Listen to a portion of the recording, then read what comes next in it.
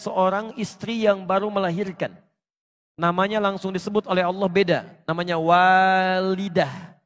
Walidah, ibu yang baru melahirkan. Wal walidatu, dan perempuan yang baru melahirkan itu yurdi'na auladahunna. Tolong jangan Bismillahirrahmanirrahim.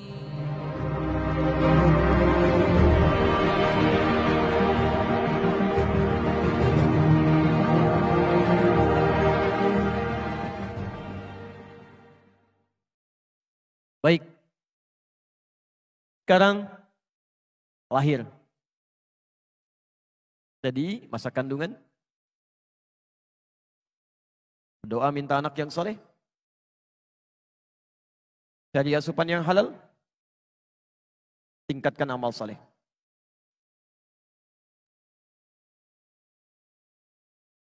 Dua. Fase kelahiran.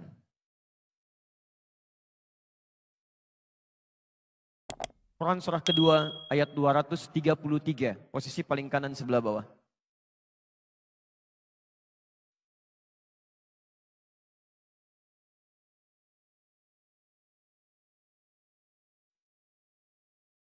Baik, fase kelahiran. Quran surah kedua ayat 233, kemudian diturunkan ke Quran surah ketiga ayat 35 sampai dengan 37. Posisi paling kiri, di pertengahan sampai ke bawah. Baik, bismillah.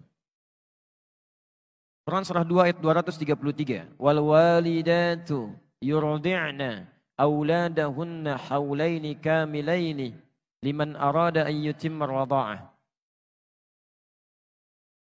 Bapak dan Ibu, kalau tadi fase kandungan, tugas kedua orang tua masih sama, masih kompak. Pasca lahiran mulai dipisah oleh Allah. Mulai ada beda tugas. Tolong pahami betul ini ya.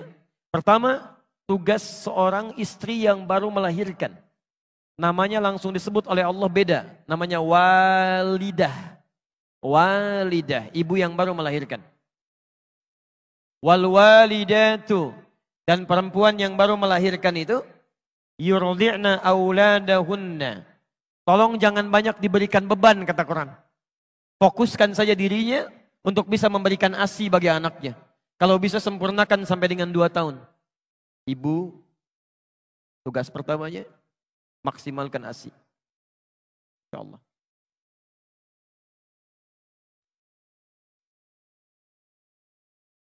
Masya Allah. Anak lahirnya bersih, suci, maka makanan pertamanya pun Allah inginkan makanan yang paling suci.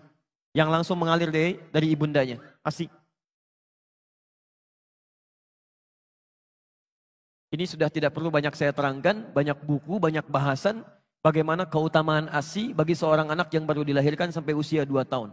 Ya, jadi ini sudah ada dalilnya, orang barat banyak mempraktikkan, dan saya baru dapat kabar sebelum ke Jawa Timur, bahwa di Amerika, begitu bayi dilahirkan, itu wajib harus diberikan ASI dulu. Dalilnya kita yang punya. Teman-teman, jadi saya kasih bocoran sedikit ya. Ini rahasia di antara kita lah pagi ini. Yang paling banyak mempraktekkan isi Al-Quran dan hadis itu sekarang orang Yahudi, Pak. Orang Yahudi. Dan mereka itu paling yakin dengan Quran dan hadis. Paling yakin.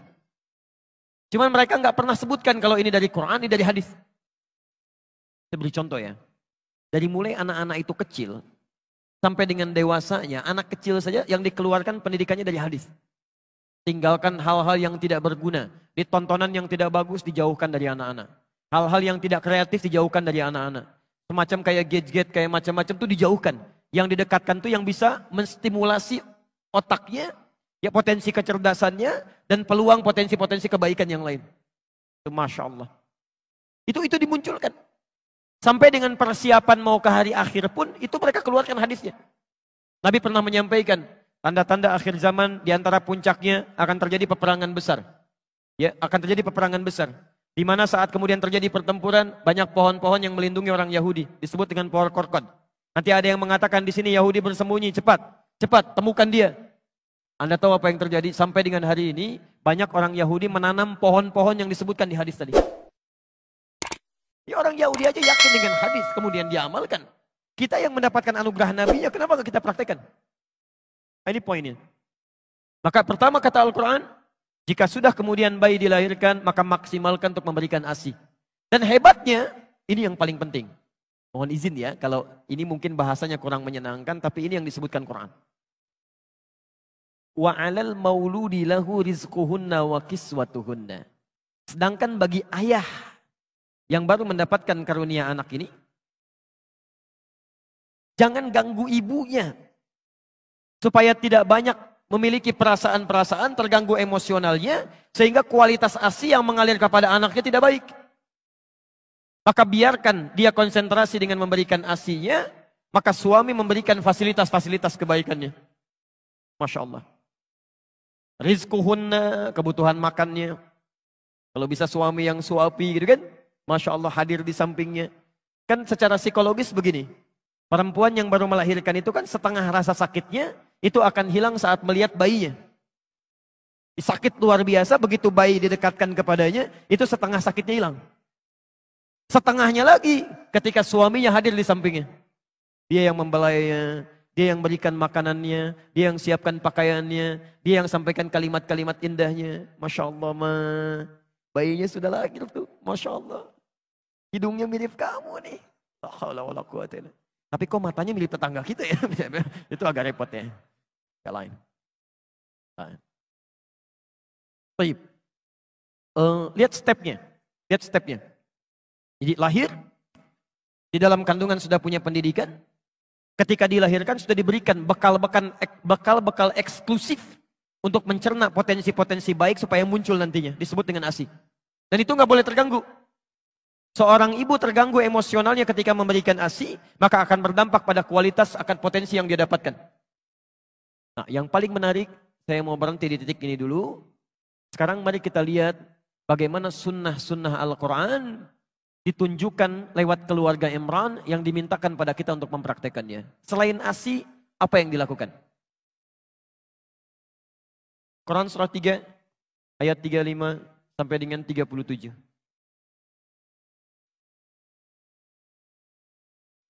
Barangkali kebanyakan anak-anak kita ada di fase ini nantinya. Baik. Ayat 35, itu yang tadi sudah saya ulas.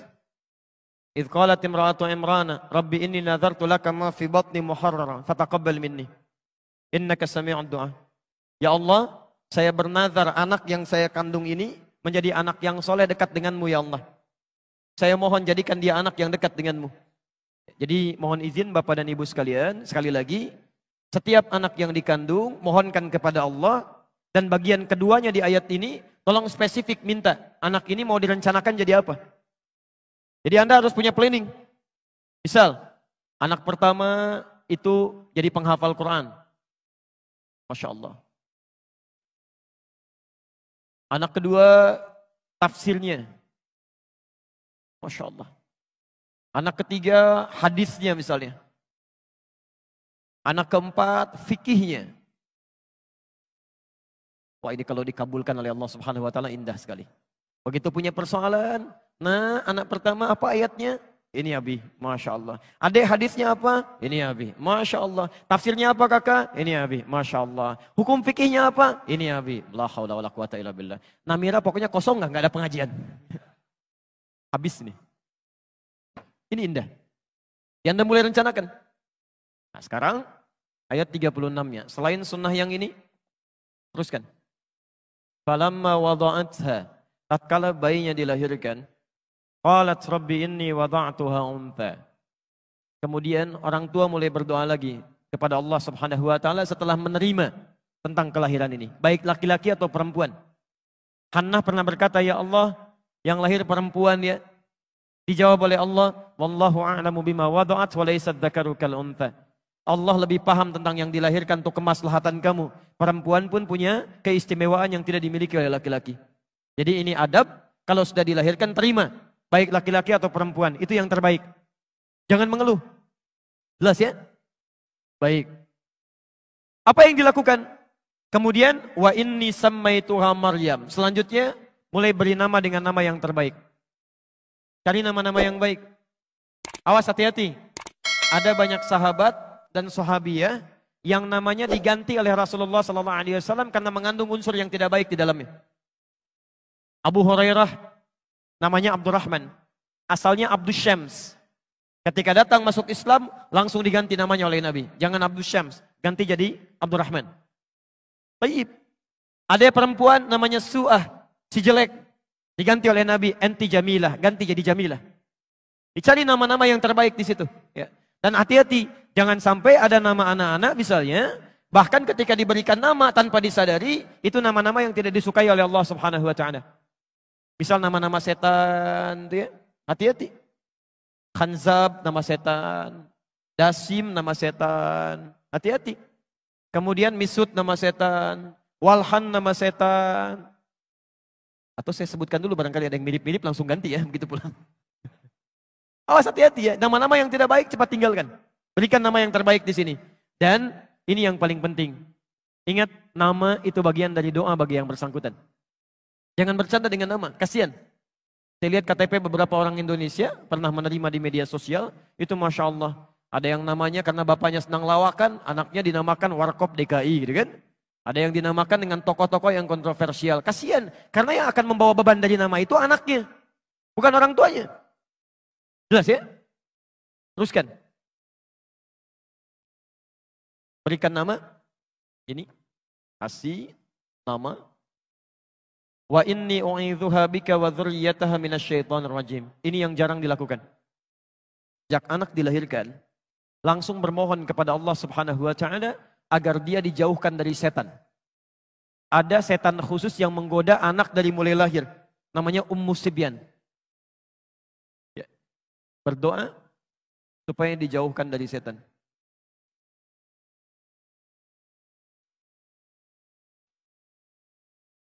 Dan Maryam termasuk manusia yang dijaga oleh Allah Subhanahu wa Ta'ala dari lahir sampai meninggal dari godaan setan.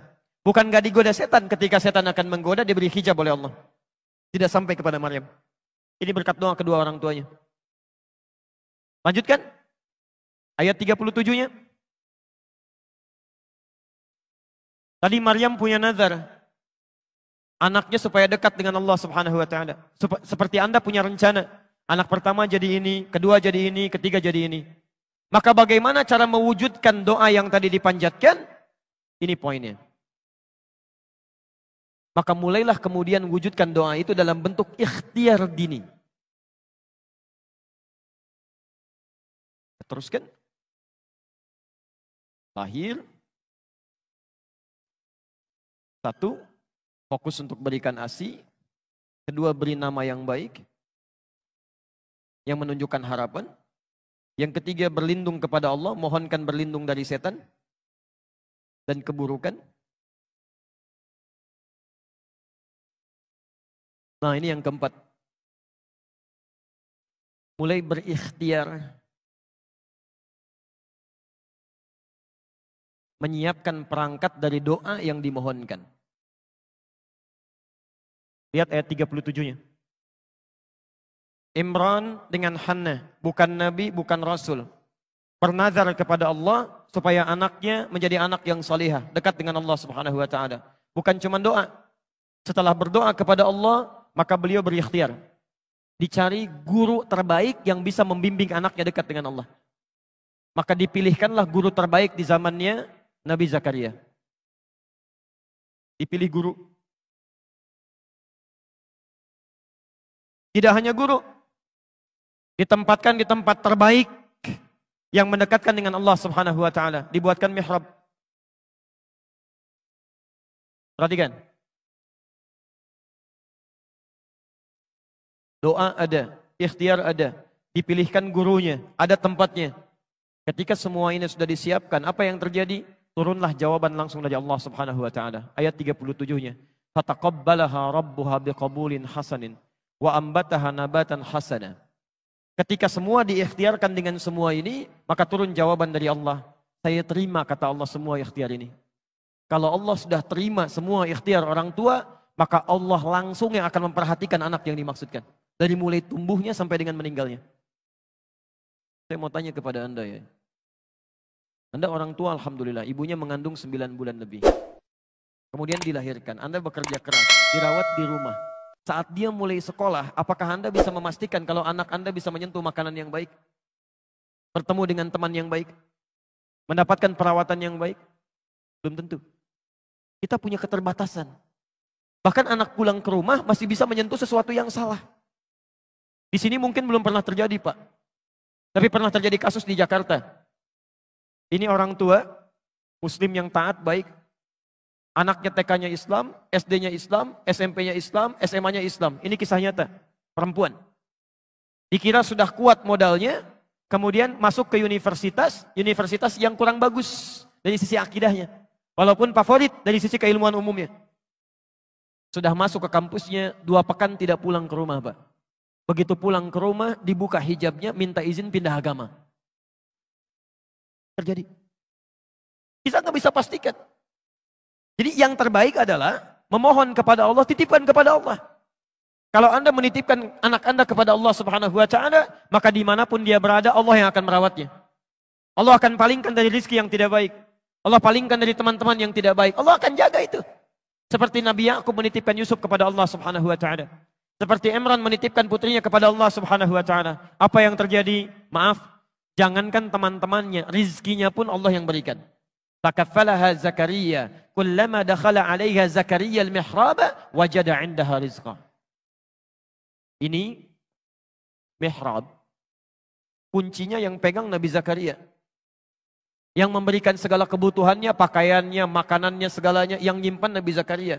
Tapi kata Al-Quran, setiap kali mau menyampaikan kebutuhannya masuk ke dalam mihrab, sudah ada di dalamnya. Ketika Anda menitipkan anak Anda kepada Allah, maka Allah yang akan berkenan memberikan segala kebutuhannya. Kalau ada yang haram, akan dipalingkan, masuk yang halal. Dengan cara apapun. Sampai heran, kalau musim anggur ada anggur, wajar. Ini bukan musim anggur, ada anggur. Qala ya Maryamu anna laki hadza, Maryam dari mana semua ini? Qalat huwa min indillah. Ketika anak didekatkan dengan Allah Subhanahu wa Ta'ala, maka yang meluncur dari lisannya, yang dilihat oleh matanya, yang didengar oleh telinganya sampai ke ujung kakinya, itu lillah. Karena Allah Subhanahu wa Ta'ala. Ya, maka mulai hari ini silahkan Anda boleh punya cita-cita. Siapkan sampai dilahirkan, tapi mohon cari guru yang baik. Coba saat ke sekolah itu disurvei dulu. Kepala sekolahnya siapa? Guru-gurunya bagaimana? Pada rajin sholat apa tidak? Senang tilawah Quran atau tidak? Security-nya seperti apa? Lingkungan sekitarnya bagaimana? Ini modalnya. Maka apa yang terjadi? Saya tutup dulu sebentar. Segmen yang pertama ini, perhatikan.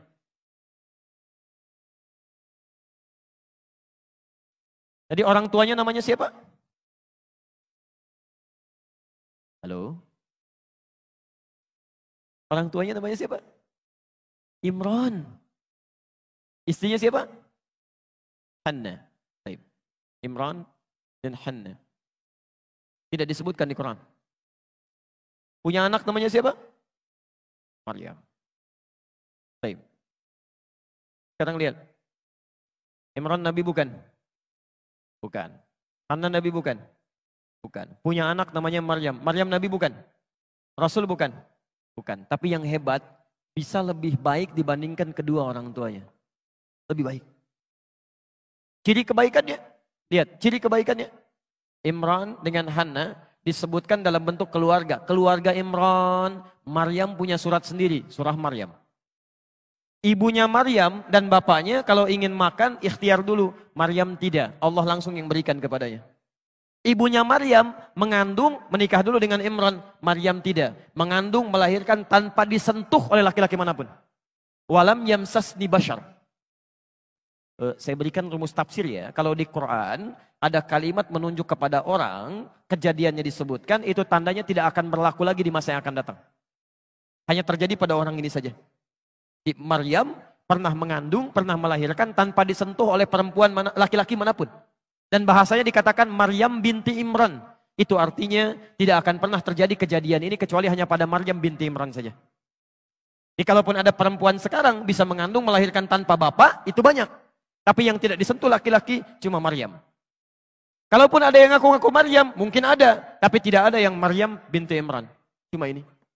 Lebih hebat dibanding kedua orang tuanya. Sekarang Maryam mengandung melahirkan. Lahir siapa? Isa. Nabi bukan? Rasul bukan? Rasul. Lebih baik dibandingkan dengan ibu dan kakeknya.